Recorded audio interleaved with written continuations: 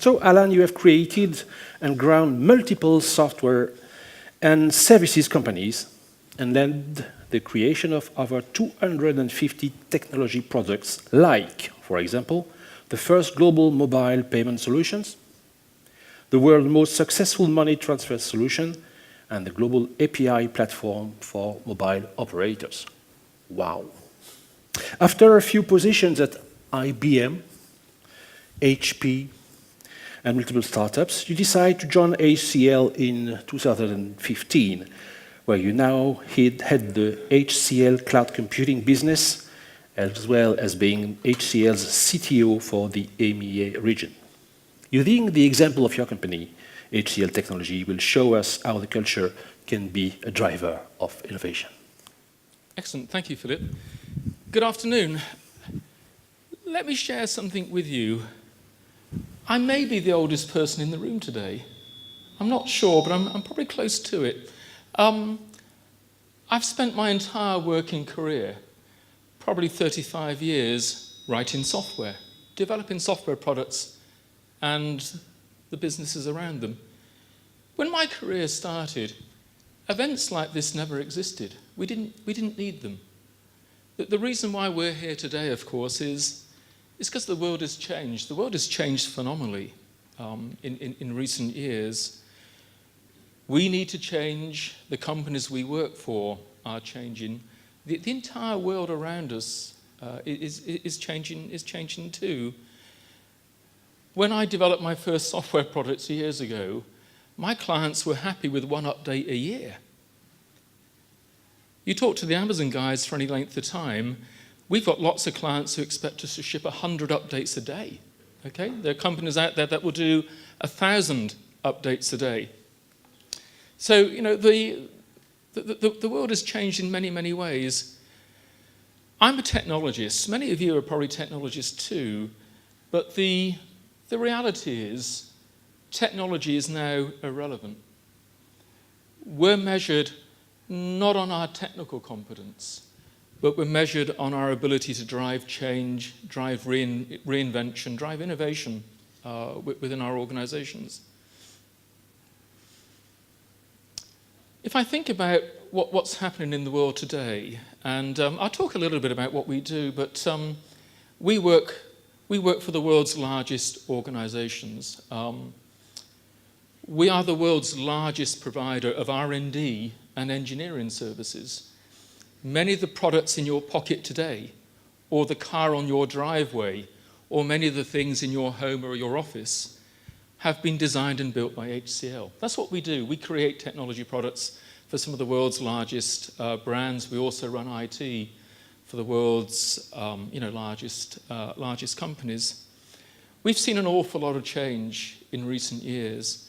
And for those of you that are technology leaders, if you work for a large organization, perhaps you're a CIO, a CTO, a head of infrastructure, whatever, you in particular have probably become a little bit uncomfortable in recent years. You might know why that is, but let me just share some data with you. When my career started, which wasn't that long ago really, the average large company lasted for about 80 years. You're familiar with things like the Fortune 500, the S&P, all those indexes. Companies seem to last forever. I had friends who went to work for IBM because their parents worked for IBM. Companies seem to last forever. Where we are in the world right now, and you might know this, the average large company lasts for no more than 14 years. If you look at the Fortune 500, the S&P, the Times, whatever, the FTSE in UK, you see this dramatic shortening in the lifespan of companies. And I can guarantee, and I don't know what companies you work for, but on average, whatever company you work for has got less than 15 years left. Might only have 2 or 3. If you speak to the people that run Europe's largest companies, if you speak to the chief executive, they will reveal to you a dialogue that maybe you would have never heard before. Chief executives used to worry about driving costs down, efficiency. Today, the people that run Europe's largest businesses are really concerned with survival. How are they going to get through the next few years? And here is a stunning fact. If you work for a financial organisation, and I don't know whether many of you do, but let's say you work for a bank, over half of the people that run the world's largest banks do not think they will get through the next 3 years without a massive kind of survival event. Just think about that. Half of the companies in an industry fear that they might not get through the next 3 years. In general, across Europe, 45% of chief executives think they will lose market share in the next 4 years. You probably work for a company that's going to go downhill pretty quickly. I hope you're working for companies that are going to go uphill pretty quickly too. But you see this dramatic change. If you are a technologist, you are no longer measured on your technology prowess, your competence, your knowledge. You're measured on your ability to drive change in your organization. What we're witnessing right now, the world's largest companies are reinventing themselves. You see that in your own company.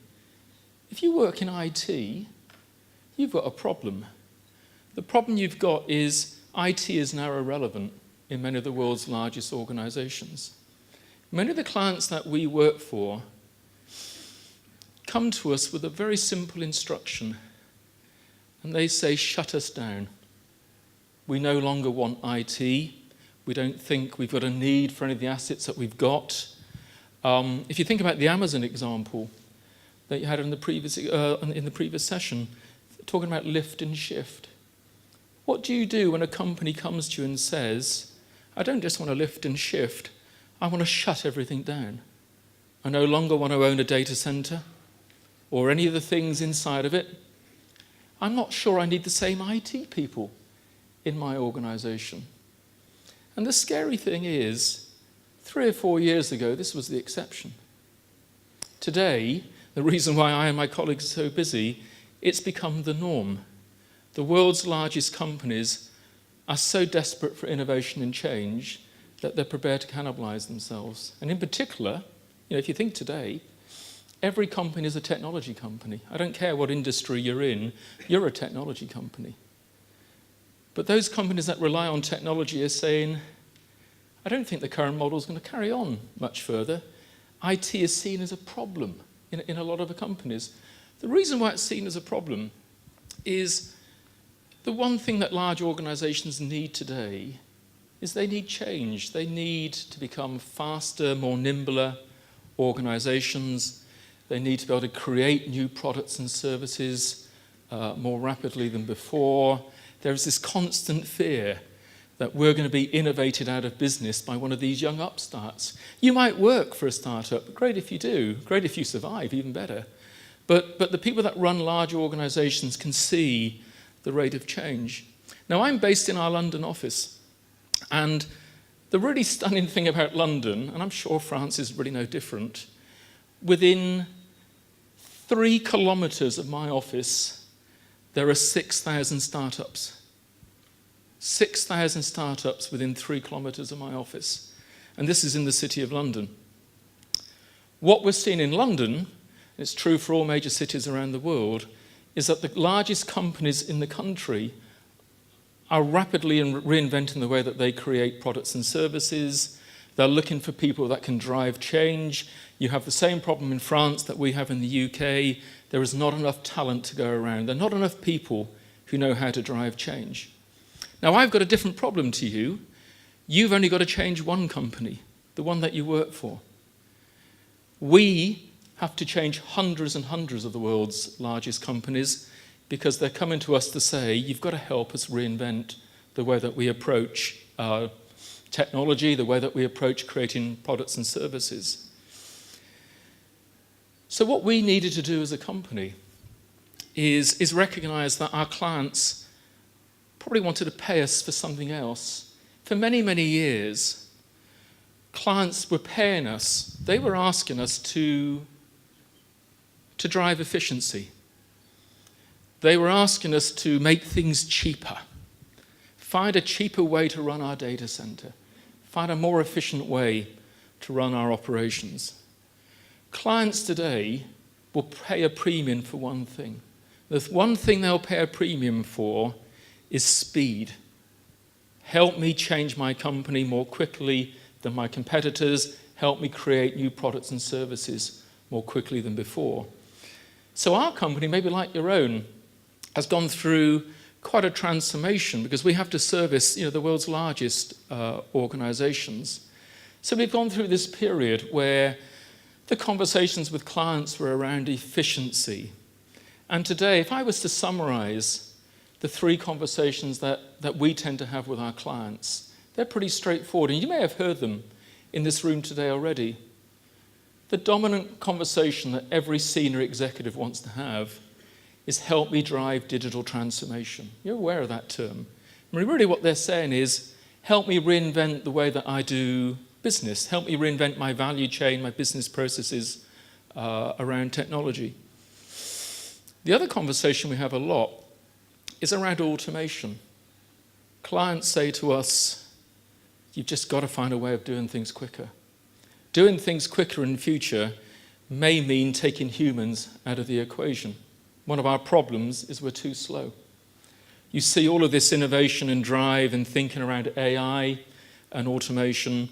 In our experience, that's clients saying to us, you've got to make us faster. You've got to make us a lot faster. The third conversation we have, and I'm sure it's been played several times today, is around cloud transformation. Help me move my business to cloud. And increasingly, and I'm sure the Amazon guys delivered the same message, clients don't just want to shift their IT to the cloud anymore. We did that 10 years ago. We've done this for thousands of companies. Clients today are saying, reinvent me around the cloud. Throw away everything I've got today, change me to become a cloud native enterprise. But we had a bit of a problem.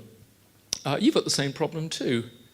Clients expect continuous change and innovation from HCL. We have 115,000 employees. You might have more, but that's a big company. How do you change your workforce so that they are totally focused on driving innovation, not just for ourselves, but for our clients too? So we're quite an interesting company. If you work for HCL, we've got a simple mantra: employee first, customer second. That's quite unusual. And we realize that if we don't encourage our workforce to be innovative and drive change, we'll never be able to deliver any of this to our clients either.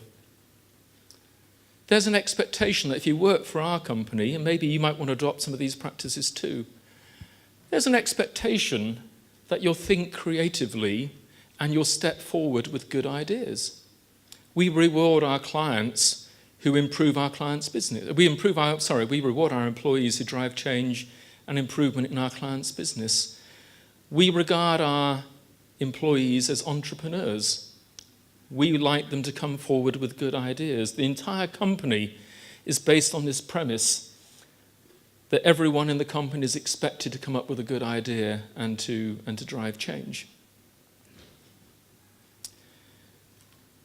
We are the world's largest grassroots innovation company. What this means, interesting statistic, we generate more revenue and good ideas than any other company on the planet. Simple as that. We measure the value of the good ideas that our employees come up with. We also measure the value that this translates to for our clients. We've generated nearly $4 billion of additional revenue through encouraging our employees to drive innovation and change.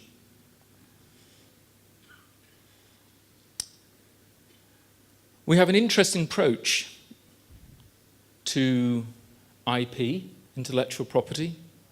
We create it for ourselves, we create it for our clients.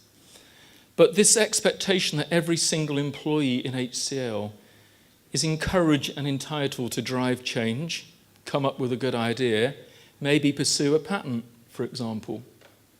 We've created well over 1,000 new patents in recent years. Many of these come from people that you would never expect to originate a patent. But the company's ethos and culture is to encourage people to step forward and indeed to monetize these good ideas. But we can't do it on our own. whilst companies will come to us to have everything from an autonomous vehicle to a video camera to a gaming console designed, many clients are increasingly saying, look, I need to partner. I can't do innovation on my own. Can you help me establish a kind of innovation culture within my company? Now, I think many of you have probably been working in innovation for quite some time. I used to run innovation labs at IBM probably 10 years ago. It's nothing new. But kind of what is new is this kind of urgency that your company probably has today, this urgency to differentiate. How can I create something that's unlike anything that my competitors have? And many of you might be experimenting with innovation labs. Many people have them. Our approach is quite interesting because a lot of our clients say, never done this before. I've never moved an entire company to cloud. I've never had to redesign my entire product portfolio in a matter of months. So what we do a lot of, and you might want to think about a similar approach, is we help our clients execute innovation, but we also have something called co-innovation. We are a partner to our clients. Clients increasingly today, they don't want vendors. No one wants to buy stuff anymore. People are looking for strategic relationships. They're looking for real business value. So we create labs. We create labs with our clients. I mean, some examples I think are on this slide here. We run global innovation for one of the world's largest banks. You ought to come to London to see it. We co-design and host a facility. We do a similar thing with one of the world's largest car manufacturers. If you're in the automobile kind of industry, you'll realize that your future might not be manufacturing cars. It could be something completely different. So how do you reinvent your company around innovation? So create a lab. In particular, with your approach to innovation, you need to understand innovation hasn't really got a great deal to do with technology anymore. Technology is commoditized. Don't let anyone in this room tell you that technology is difficult. It really isn't. It genuinely is pennies to do any of this stuff. What's really rare is finding a business problem that you can actually solve. Many people approach innovation by creating the technology first, and then they go looking for a problem. Our approach is completely the opposite. We create an innovation facility inside your business, and we engage with the business, and we find your problems. And once we've found your problems, and you've got lots of them, we decide which ones could really drive change if we were to solve them. And hence we drive innovation top down. We understand the market you're in, the problems that you experience, and then we co-innovate with you. We create real physical labs where we solve problems. And as we solve those problems, of course, we kind of attach ourselves to certain technology themes. But this is the right approach to innovation. Make sure your workforce are motivated and incented to drive change. Invite everyone, no matter what rank or role they perform in your organization, invite everyone to come forward with good ideas and reward them and share that value with your employees, but also your clients too. Think about driving innovation top down.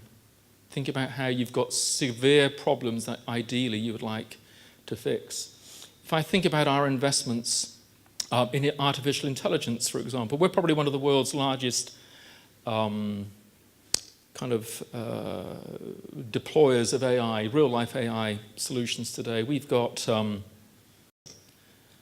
1,500 people deploying AI solutions today. I mean, just as an example, we're probably the world's largest user of, say, cognitive intelligence from IBM with Watson, for example. Whenever we've deployed AI into an organization, we never start until we found a problem. We always find the problem first and then select the right approach to that. And hence I will leave you really with this image here. If you work for a very large organization and you're struggling to get innovation to work properly in your company, we can come and show you how to do it. We've built many of the world's most successful products. We can do the same for you. But importantly, we can co-innovate with you, which means we're in it together as a partnership. It doesn't really matter what industry you're in. We've got all industries shown on this slide here. And of course, if you get time later on this evening, we'd love to have a chat with you. Let's share with you some sort of stories from the real world in terms of how we've made this work. But let me just leave you with that one kind of pragmatic piece of advice. I am a technologist, and I'm telling you that technology is irrelevant. It's immediately available, it's cheap. The way you have to approach this is start with the business, find the problems you want to solve, then the technology will come easily enough. Philip, thank you. Thank you, Alan. Well, thank you for this moment where you mentioned that technology is irrelevant. That will please every one of the audience.